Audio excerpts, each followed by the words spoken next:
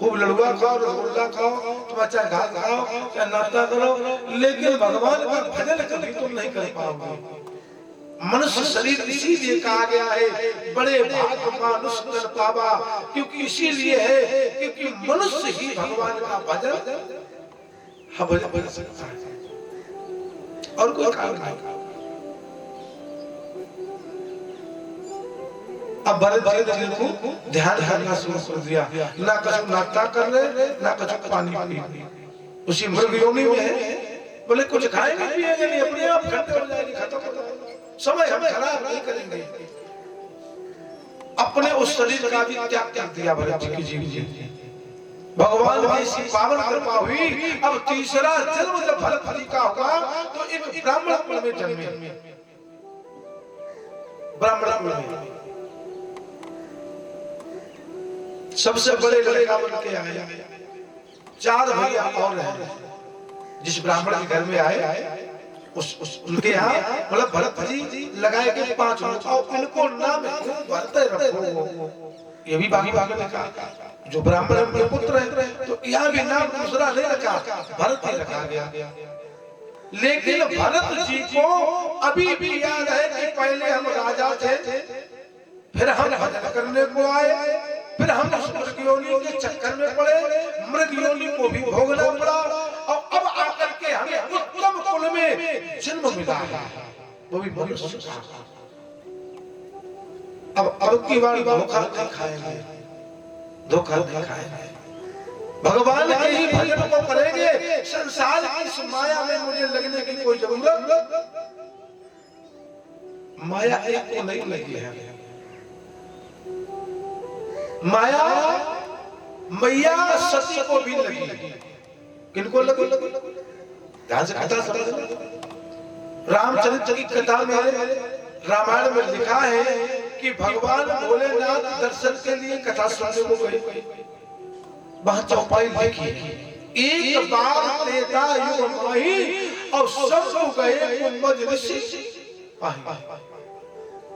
भगवान को सती को लेके और इधर राम जी और लक्ष्मण जी रोते हुए जा रहे हैं, दुखी हो। क्यों? सीता जी का हरण हो चुका, रावण ने हरण कर लिया। अब जब सीता नहीं मिली तो हम आप सब जानते हैं कि राम जी कितने दुखी हुए। इतने दुखी नहीं हुए, कितने दुखी हुए रामचरितमानस की चौपाई क्या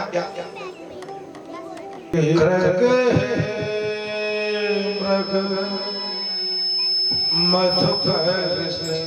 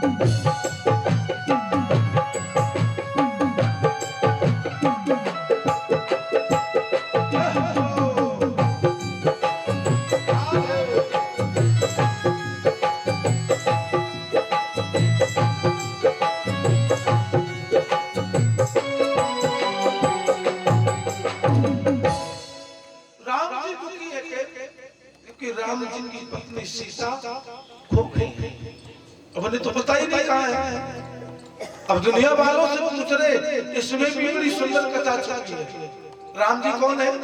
मनुष्य। कौन है? कथा तो समझ मनुष्य तो कहना पड़े, लेकिन है अच्छा मनुष्य तो है ही, कहना तो मालूम। अगर हमारा घर में कोई बेटी बहू खो जाए, कोई ले जाए, तो किससे पूछोगे? किससे पूछोगे? वैसे से पूछो कि गई है। भगवान ने भी ये दिखाया, ये माया है, दुखी है। भगवान ने क्या दिखाया कि हम दुखी हैं, हम माया में हैं, हमें ये भी समझ में नहीं आ रहा कि किससे पूछे। अच्छा भगवान ब्रह्म है, राम ब्रह्म है, तो कोई आदमी को आगे मिलता ही नहीं क्या? उससे पूछना चाहिए, कोई तो पुरुष मिलता, कहीं तो मिलता। मधु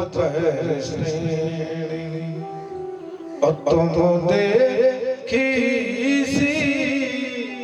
तार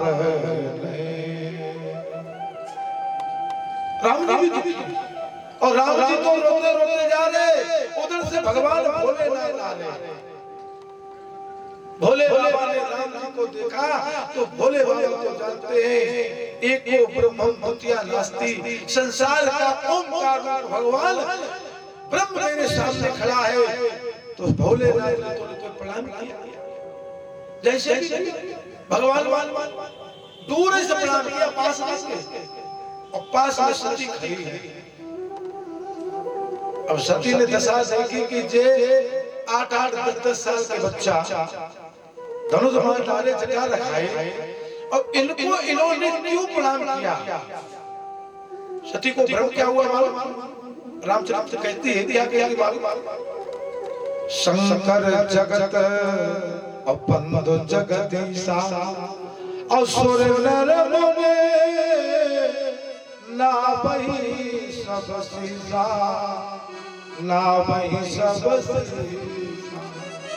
अरे मेरे भगवान भोलेनाथ शंकर जगत बंधु जगदीशा, जिसको संसार प्रणाम करता है, और जो भोले बाबा ऐसे इतने बड़े बच्चों को प्रणाम करे, इनकी का मर्यादा नहीं। माया, यही सुखदेव जी कथा परीक्षित जी को सुनाने के लिए माया क्या है। जब बताओ जो इतने छोटे छोटे लड़का तो मैंने इन्हें प्रणाम क्या, हम ये जानना चाहते हैं। भगवान भोलेनाथ बोले लेकिन तुम कथा मुझे से सुने आई भेज है ये कथा देखो, दो प्रकार से लोग सुन, एक कथा लोग सुन तो पाए समझ, अब एक का मालूम पंडित जी आई नहीं कितनी कथा तो तुम्हें कौन समझ कोई। अच्छा जब तुम्हें जो अभिमान है कि हमने कितनी कथा बताई, जब हमारी सुनी हुई तुमने छोड़ सुनने की, और कहने वाला साथ से कहेगा नहीं तो न कहने होगा और न सुन होगा।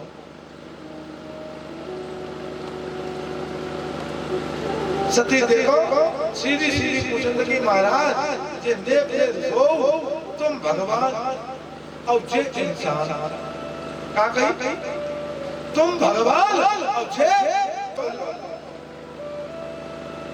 माया लगी है। ये अज्ञान किसको है समय? सती को, क्योंकि इस समय सती स्वयं भगवान को पहचानना नहीं चाहती है।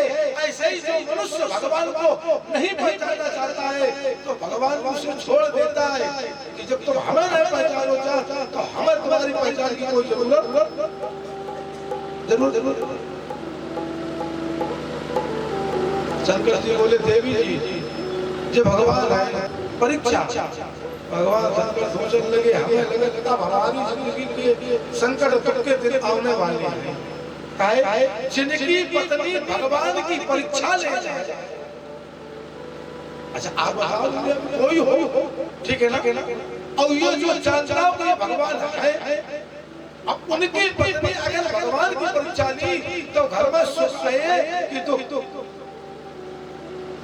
भगवान शंकर बोले देवी जी अगर तुम्हारी इच्छा है, काय शंकर जी ने आंख बंद की और ध्यान किया भगवान का, तो उनको एक ही उत्तर मिला, ओए है सोई राम रति राखा अपो कर बढ़ा। बोले इनसे कौन तक करे देवी जी, अब तुम एक काम करो परीक्षा ले आओ।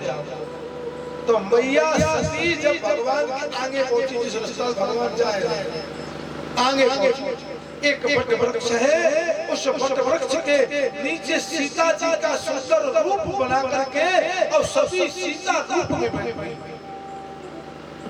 और सती सीता रूप में जब बैठ गई तो परीक्षा ये क्यों ली को सीता रूप में देखा। आहा, तो राम जी ने देखा ये तो मेरी माँ है, ये मेरी माँ है, क्योंकि भगवान भोलेनाथ ध्यान राम जी का करते और राम जी ध्यान भगवान। ये आप लोग जानते हो, रामचरितमानस में भी लिखा है जब भगवान भोलेनाथ दर्शन के लिए गए हैं तो भोले बाबा ने राम जी को प्रणाम किया और राम जी ने ये स्थिति है, क्योंकि एक दूसरे को दोनों इष्ट मानते हैं, कोई किसी को छोटा नहीं मानता। भोले बाबा जाता भगवान ब्रह्म से राम जी से तुम बड़े और राम जी का तुम बड़े।